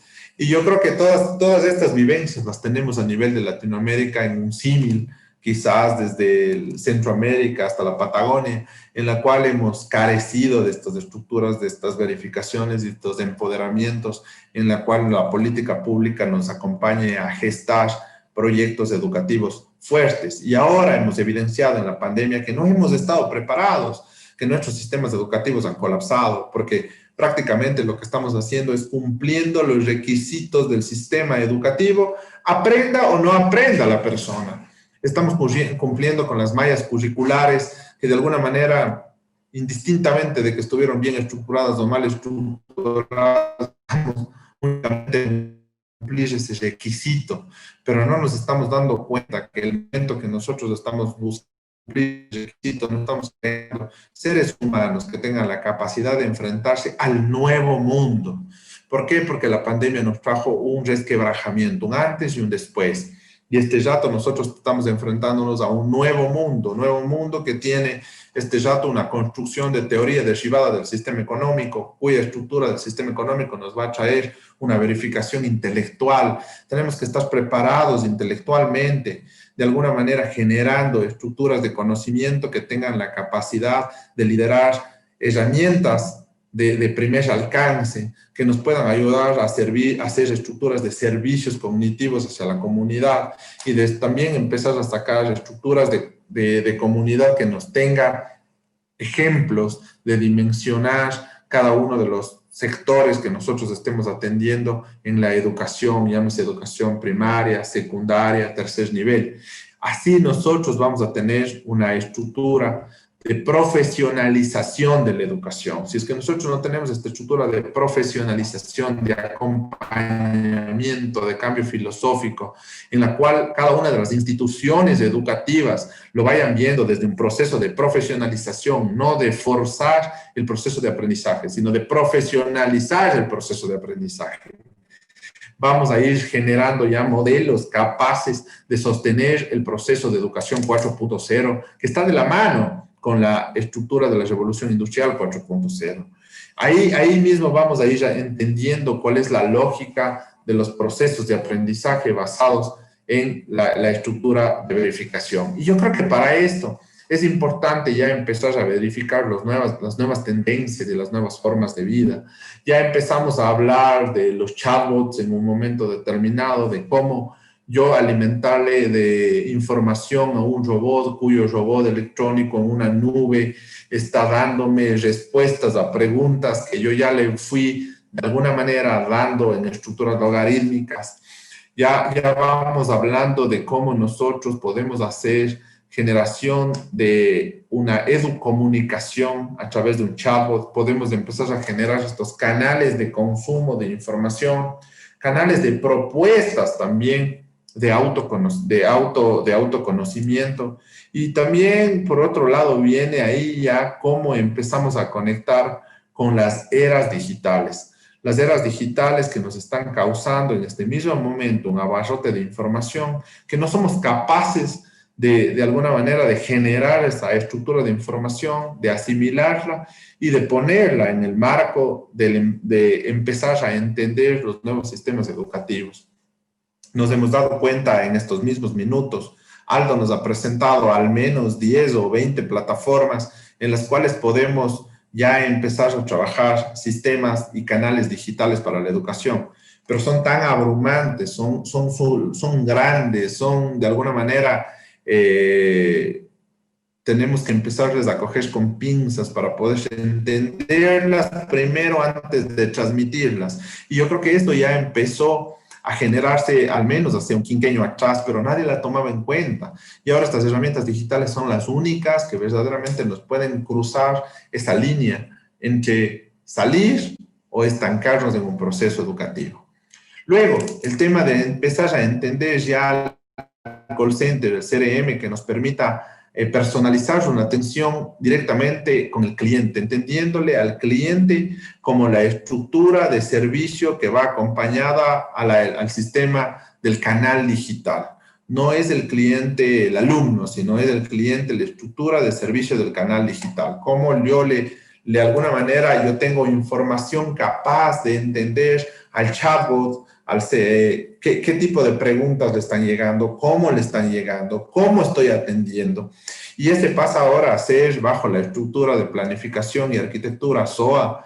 Mis clientes, voy a tener clientes digitales que me permiten ayudar, me permiten de alguna manera abrir este abanico de canales. Es como en un momento determinado en la época de la bancarización, de la penetración y de la estructura, se crearon los ATMs. ATMs que eran estos ATMs, los canales digitales que me acercaban a la ciudadanía. Estos ATMs pasaban a ser los clientes, los consumidores de la información y de alguna manera también los que suministraban la información a los grandes blogs, data centers del sistema financiero. Y yo podía tener ya una percepción de cómo estaba dando. Y yo creo que aquí por primera vez vamos a empezar a hablar lo que ya se habló en el Congreso de Shanghai en el año 2018, cómo empezar a generar sistemas robóticos y programas enlazados a los lenguajes de las personas, a los lenguajes de aprendizaje de las personas, a las costumbres y sobre todo a las estructuras de origen, pensamientos políticos, sociales, culturales, ideológicos de cada una de las personas. Cómo de alguna manera aquí hay una frase que me la tomo de Edwin Lam Shin Hong de la Universidad de Wisconsin, en la cual él menciona que los sistemas tecnológicos robóticos tendrán la capacidad de enseñar a las personas e incluso entender sus sentimientos. Entonces, ahí cómo empezamos a generar estas estructuras de mejoramiento de las estructuras de respuesta ante el sistema educativo. Aquí va una gran pregunta. ¿Estas tendencias serán parte de nuestra vida? ¿Podremos comprar nosotros una educación en un sistema online? ¿Podremos mejorar los tiempos de respuesta del autoaprendizaje? ¿Podremos de alguna manera mejorar la estructura de aprendizaje del docente hacia el alumno? ¿Se podrán cambiar estas mallas curriculares tan rápidamente como está avanzando la estructura tecnológica? ¿Se podrá cambiar la ideología, la manera de ver desde el punto de vista filosófico del sistema educativo? Yo creo que estas son las grandes interrogantes que nos van quedando sobre el tema de el fomento y la formación de cada una de las estrategias en cada uno de los países. Desde nuestra parte y desde nuestro ángulo, lo que estamos haciendo es fortaleciendo este sistema educativo primario, secundario, tercer nivel, cuarto nivel, e involucrándole dentro de los sistemas y de los canales digitales, logrando extraer una información sana que nos permita tomar unas decisiones adecuadas ante el comportamiento humano, ante la estructura de un quehacer psicológico, de cómo ha cambiado la psicología de cada una de nosotros, de las personas que hemos estado atravesando esta pandemia, y de cómo vamos a mejorar hacia un sistema educativo. Y yo creo que aquí es importante también entender que los procesos de formación en base a las competencias digitales tienen que empezar a mejorar. Los procesos de formación de las competencias digitales no son rápidos, no son acelerados, son procesos que al menos nos tomará 1 año, 2 años, 6 meses en el mejor de los casos. Y ahí también viene de la mano y la gran pregunta: ¿cómo vamos a hacer que esos procesos de aprendizaje para los canales digitales, de estructura de formación, desde los docentes hacia los alumnos, esté masificado? Si no tenemos, apenas en América Latina, carecemos de un 11.9% en las zonas rurales de estructuras tecnológicas. A nivel, en el caso ecuatoriano, a nivel en las áreas rurales, nosotros no tenemos cobertura tecnológica en un 23.6%. Y esto es importante, o sea, ahí viene también de la mano. Hablamos de una primera instancia de la estructura económica, una segunda instancia del fomento en las estructuras educativas actuales, en una tercera instancia de cómo involucrar canales digitales para este gran cordón umbilical que serían los docentes. Y ya por última, quizás la última instancia que muchos países también lo estamos viendo, es cómo empezamos a masificar esta estructura tecnológica. Ya se viene hablando de la tecnología 5G que en el mundo nos permitiría tener una mayor conectividad. Y aquí es como de alguna manera empezamos a tejer esta gran carretera tecnológica. Las herramientas existen, los seres humanos tenemos la capacidad de aprender, de mejorar, de innovar y sobre todo tenemos la capacidad de congeniar con las herramientas tecnológicas. Esto ya se lo ha venido dando desde la década de los 90, cuando aparecieron ya las estructuras tecnológicas de juegos en el 2000, cuando aparece el Internet. Y a partir de eso, cómo empezamos a tener, a partir de una era del conocimiento, cómo empezamos a tener el discernimiento de cómo utilizarlas. Estos son los aliados estratégicos que forman parte del gran proyecto MK Educación y del gran proyecto de CEIPLA en Ecuador. Contamos con el apoyo de universidades también, de institutos, de centros, de empresas privadas, de empresas públicas, en la cual hemos generado este gran apoyo para, de alguna manera, hacer un nuevo planteamiento de hacia dónde va y de empezar a generar empoderamiento en el sistema de la educación. De mi parte, esta es una primera instancia. Muchísimas gracias. Yo creo que es un aporte que, sumado a una estructura de grandes profesionales como las personas que hemos podido compartir, yo creo que empezamos a entender una lógica de cómo estamos estructurando un sistema educativo que tiene una estructura de parcialidad, que tiene una estructura tecnológica y si sobre todo debemos empujar hacia una estructura de políticas públicas que vayan alineadas con el qué hacer de cada uno de nuestros países. Yo de mi parte les agradezco a cada uno de ustedes y ha sido un gusto y un honor poder participar en este webinar. Muchísimas gracias al doctor Jaime Mujica, a todo su equipo y a las personas que me han acompañado en este panel, al doctor Aldo Guzmán y Gonzalo Galdos. Muy gentil, muy amables. A todas las personas que nos ven y nos escuchan.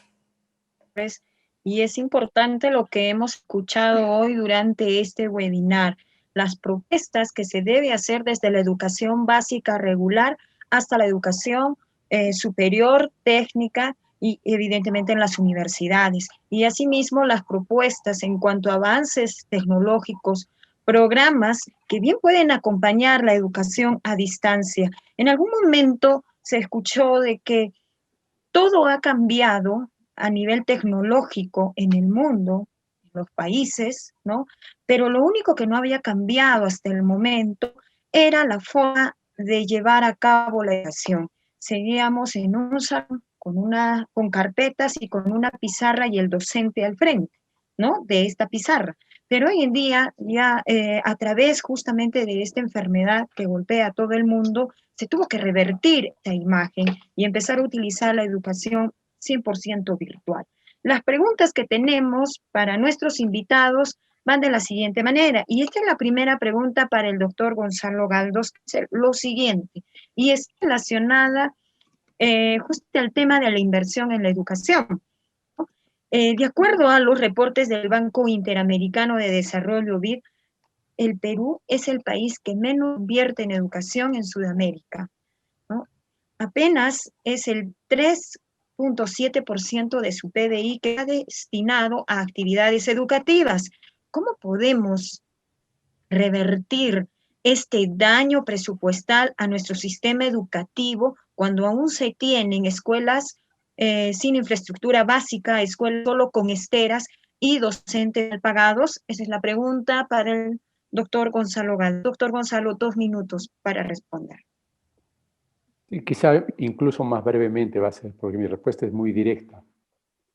El Minedu no cumple con la ejecución presupuestal. Y muchas veces el costo de la infraestructura, cuando uno hace una comparación de un colegio de 1000 alumnos construido por el Ministerio de Educación y un colegio de 1000 alumnos construido por una respetable cadena de colegios que tiene incluso estándares superiores a los que tiene el colegio público, resulta que el presupuesto público es el doble de lo que cuesta un colegio privado para la misma capacidad y con la misma infraestructura. Entonces, si ustedes tienen una familia que administra un presupuesto en una forma muy superficial y ligera, y los hijos tienen un gasto injustificado en ocio, en ropa, en viajar, cuando la familia tiene requerimientos incluso más básicos, como puede ser alimentación y salud, ¿Ustedes creen que aumentando el presupuesto de esa familia se va a lograr mejorar la situación de la familia? Entonces, aprendamos a hacer buen uso de nuestro 3,5%, y eso no significa que no debamos aumentar el presupuesto, pero yo estoy sumamente reticente a que ese presupuesto sea gestionado por personas que se han mostrado incapaces de lograr un desarrollo en la educación, ¿no? Y Aldo puede dar un poco más de fe acerca del fenómeno en universidades públicas, ¿no? El aumento en universidades públicas ha sido sistemático y, sin embargo, gran parte del aumento en universidades públicas ha ido al gasto corriente y no ha ido a la inversión en infraestructura, laboratorios, aumento de vacantes. Entonces, no es un problema de recursos, es un problema de qué hacemos con ellos. Si queremos mal utilizar 6% de nuestro presupuesto, hagámoslo. El problema no es recursos, es un problema de gestión. Muy bien, muchas gracias, doctor Gonzalo Aldos, por su respuesta. Tenemos una pregunta para el doctor Aldo Guzmán. Alumnos, todavía de pregrado, nos lanzan la siguiente pregunta, doctor Aldo. Respecto a la última propuesta que se hizo en el Congreso para anular esta ley universitaria y enfocada básicamente la pregunta, doctor Aldo, es sobre la tesis para bachiller, que ha sido un tema que últimamente comenzó a sonar. ¿Cuál es su opinión? ¿Cuál es su apreciación, su análisis respecto a lo que se está proponiendo en el Congreso para retirar la tesis para bachiller, algo que ya había sido aprobado por la ley universitaria? Bueno, les voy a poner un video un poco, a ver si llamo a la reflexión, ¿no? Todo el mundo habla del coronavirus, pero ¿cuántos de ustedes han visto el coronavirus? ¿Alguien lo ha visto? Nadie, ¿no? Bueno, Bueno, se supone que para eso estamos en la cuarentena, para evitar verlo. claro, pero hay que estudiarlo, exactamente. Entonces voy a ponerle acá.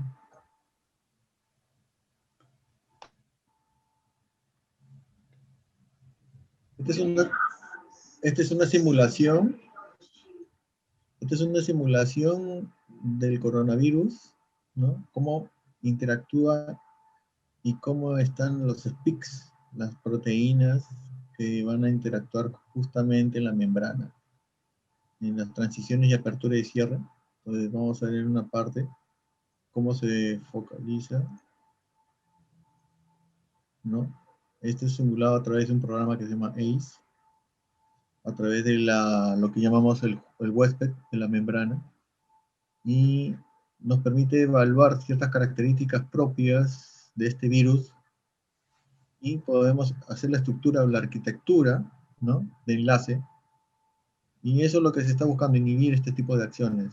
Bueno, todo esto son herramientas computacionales, como le digo, que no son accesibles muchas por el alta tecnología y el costo computacional que requiere. Cada una de esas partículas que nosotros vemos, estamos al borde de pequeñas unidades de micro o Armstrong, bueno, en este caso algunos son nanométricas, y si están visualizándolo, esto lo ejecuta a través de NVIDIA, a través de estas tarjetas aceleradoras, unidades de gráfico aceleradas, o los GPU, que no son las unidades de proceso, sino las unidades de gráfica. Y evaluamos ese contexto. ¿A qué me refiero? ¿Por qué les pongo esto de aquí? Justamente para poder hacer referencia que tenemos mucho que entender en el conocimiento básico. Si no consideramos al estudiante un trabajo de calidad, no podemos saber cómo es un profesional. Entonces, netamente, desde mi punto de vista, él necesita sustentar técnicamente su desarrollo profesional. Y un proyecto o una tesis siempre va a tener un logro. Y nosotros le ponemos que él haga una publicación indexada o una patente, también es un logro. En otros países, obviamente, generalmente son tesinas, que terminado el pregrado, hacen un año de un proyecto y llegan a hacer grados de maestría. Nosotros no tenemos ese nivel. ¿Por qué? porque el secuenciamiento de ejecución cambia, ¿no? El grado de la carrera profesional no es variable, es muy fija. Entonces, si tuviéramos una estructura variable, podríamos optar a mejores características para presentar tesis o trabajos de investigación que formalicen la carrera profesional. Yo no estoy favoreciendo el tema que no tengan, pero sí tiene que tener el estudiante bien marcado que se le va a medir en su profesión. Y por ello, para mí, desde el punto de vista personal, es importante que él tenga un trabajo de investigación que termine en un proyecto y en un título profesional, ¿no? Ese es de mi punto de vista y alcance. Gracias. Gracias, doctor Guzmán, por su respuesta. Ahora la interrogante viene. Esta está referida justamente a la última imagen, ¿no? Nos indican de esta manera, está referida a la última imagen proyectada por el ingeniero Marcelo Gutiérrez respecto a los aliados estratégicos en el sector educativo, ¿no? Por ejemplo, universidades, institutos, empresa privada y la empresa pública, quienes aparentemente en Ecuador se han unido para poder desarrollar una educación de calidad. Esa propuesta podría de repente servir no solo en el Perú, sino también en países de Latinoamérica. Ese es el interrogante para usted, ingeniero Gutiérrez. Por supuesto, yo creo que aquí cuando hemos analizado la estructura educativa desde sus diferentes puntos, entendiendo desde la parte pública a la parte privada, también tenemos que empezar a entender el sistema educativo desde las necesidades. Hay necesidades desde la industria, hay necesidades desde el sistema hospitalario, y es por eso que la propuesta de nosotros y justamente la transmisión hacia cada uno de ustedes, entendiendo que somos países con características muy similares, es empezar a entenderle a la educación desde la operatividad de los aliados estratégicos, entendiendo el poder de la multidisciplina de los aliados estratégicos. Nosotros tenemos aliados estratégicos, sistema financiero, está el tema de gobierno central, están multilaterales, están universidades, está la industria, están las MIPYMES, están los artesanos, están los sistemas de competencias basados en los institutos que tienen en la estructura educativa en nuestro país. Entonces, ¿qué es lo que estamos buscando? Es justamente una integralidad de la educación. Estamos aquí justo con el Instituto de la Policía Nacional Ecuatoriana,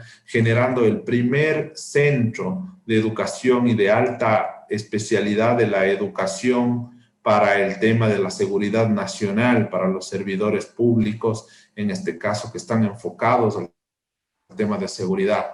Entonces empezamos a crear un ecosistema educativo, cuyo ecosistema educativo converge desde diferentes aristas, cada una de las aristas dando una apreciación de sus necesidades y de sus contribuciones, y empezando desde el punto de vista de MK Educación a articularlas. Yo creo que muchas de las veces los estados pierden esa lógica de articulación, y yo creo que en el caso nuestro nos ha ido bastante bien. Recomendación y sugerencia para cada uno de los países es: empiecen a hacer estos procesos de articulación en beneficio de la educación.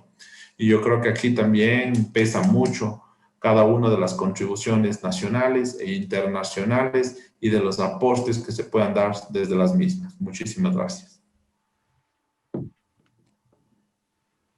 Muchas gracias a usted, ingeniero Marcelo, por su presentación, y nuevamente agradecerle el hecho que nos acompañe y nos haga este evento a nivel internacional. Y agradecemos a las personas que nos han escrito. Nosotros siempre tratamos de juntar las preguntas similares para poder transmitírsela a nuestros panelistas. Bien, vamos a dar pase ahora a Daniel Lozada, para que él pueda cerrar el evento. Buenas noches, Daniel, bienvenido, y el tiempo es tuyo. Gracias, Eric, gracias, Lorena. Gracias especiales a la Universidad San Martín, a la Cámara de Comercio, a la Sociedad Agrícola de Arequipa, obviamente a nuestros invitados que han hecho gala de sapiencia, y sabiduría. Realmente un maestro es el ejemplo que hemos tenido todos desde niños, de ecuanimidad, sapiencia y de justicia. La gestión del talento es, creo que, la gestión más importante en la vida de nuestro planeta, y esta gestión está a cargo de los maestros, y más aún en las etapas superiores, universitaria y todo lo que viene de más. La gestión del talento es muy delicada, la gestión del talento es muy difícil, y realmente da pena cómo la gestión de los recursos dentro de una estructura de organización estatal es muy ineficiente. Y como decía Gonzalo, querer que aumentar el presupuesto de 6 a 10%, o porque hubo un gobernador regional del sur de nuestro país que hizo un gasto y una inversión en educación momentánea que no se vio reflejada, y que lamentablemente las pruebas de lo que está pasando en nuestro país es un ejemplo clamoroso. Si hemos invertido, como decía, repito, Gonzalo al principio de este hermoso webinar, más en educación, hemos tenido una sociedad más consolidada, a muchachos y gente adulta, a nosotros, mejores preparados para afrontar y escuchar lo que las generaciones nos están pidiendo. Nos están pidiendo compromiso, nos están pidiendo comprarnos los problemas. Como decía Marcelo, realmente nos están pidiendo integralidad. No solamente ser íntegros como personas, sino tener una integralidad en la visión de desarrollo de la educación para formar ciudadanos, que es el fin supremo de nuestro gran proyecto educativo y gran proyecto de desarrollo que debe llevar adelante la educación.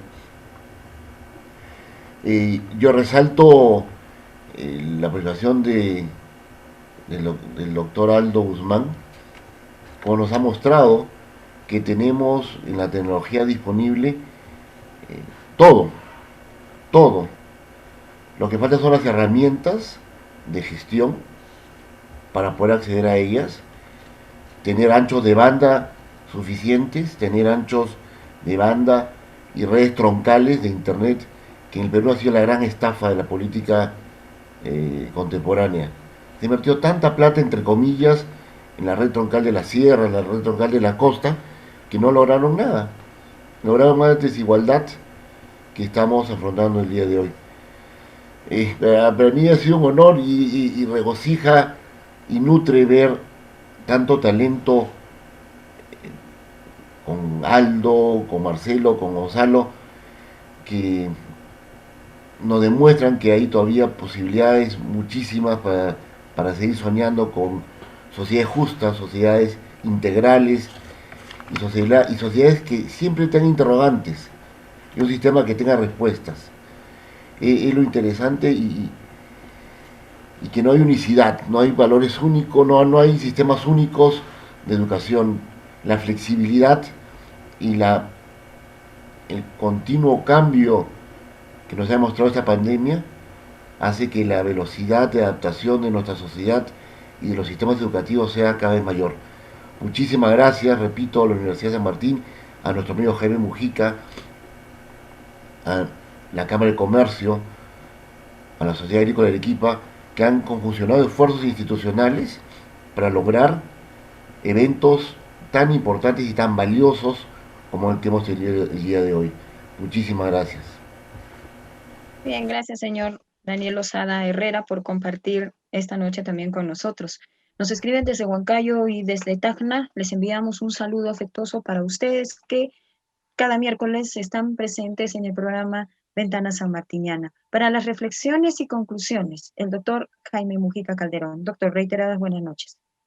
Bien, definitivamente ha sido una noche muy especial, porque hemos acabado un tema realmente muy importante, terriblemente importante, Voy a tomar las palabras de Gonzalo cuando decía, no nos estamos haciendo lo urgente y nos olvidamos de lo importante.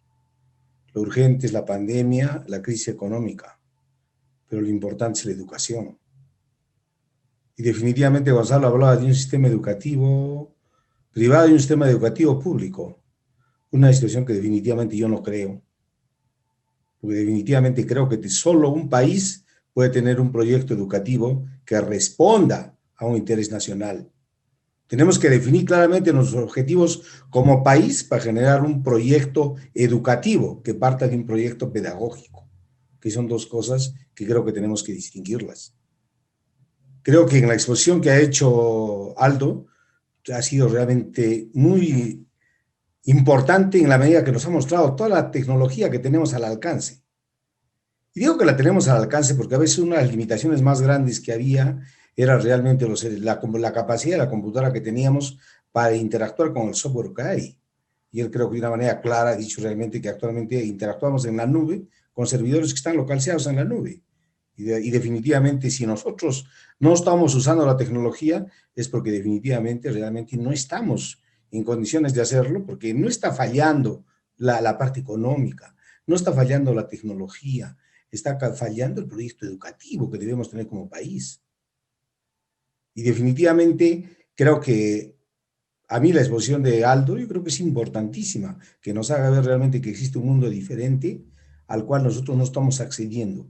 Y que así en la tercera revolución industrial se dio la sociedad del conocimiento, por esa sociedad del conocimiento realmente está todavía presente en la cuarta etapa. Y a pesar que estamos en la época de la robótica, inteligencia artificial, Internet de las cosas, realidad virtual, realmente no podemos escapar a lo que ya hemos venido trabajando. Marcelo lo ha integrado muy bien realmente a lo que significa el desarrollo económico-social de un país y la respuesta de la educación como una alternativa clara a lo que significa buscar una sociedad más justa, más eficiente y más inclusiva. Yo creo particularmente de que la educación no puede estar preparando un hombre para un mundo que no existe. Y lamentablemente nosotros estamos preparando un mundo que preparando a nuestra gente para un mundo que ya no existe. Las paredes de los colegios se cayeron y definitivamente la educación es global y el mundo es global. Entonces creo que tenemos que encontrar alternativas claras que nos permitan desempeñarnos dentro de ese entorno. Entonces por eso yo creo que lo urgente es que hacemos el próximo año. Y no es una cuestión de presupuesto, es una respuesta realmente de un proyecto educativo para ver cómo podemos optimizar lo que tenemos. Porque fallar en la educación, yo pienso que es el error más grande que podemos tener y puede causar más efectos que la pandemia y la crisis económica juntas.